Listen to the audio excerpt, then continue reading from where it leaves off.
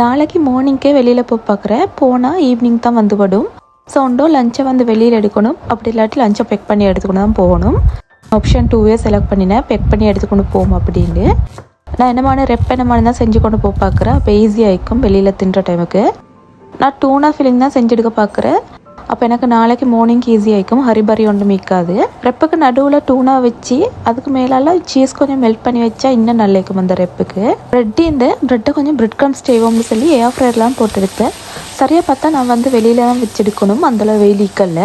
கிரைண்டரில் கொஞ்சம் மறைச்சி பார்த்தேன், அது முடியதே இல்லை, ஊற்று வர மாதிரி வந்து கொண்டே இருக்குது. இது சரிப்பட்டு வராதுன்னு சொல்லி ரோலிங் பின்னால் தான் நான் வந்து எல்லாத்தையுமே இடிச்செடுத்தேன். குயிக்காகவே இடிபட்டுச்சு. ஏன் பிரெட் க்ரம்ஸ் வந்து அப்படி அழகே இல்லாமல் இருக்கிறேன்டா, அது ப்ரௌன் பிரெட்.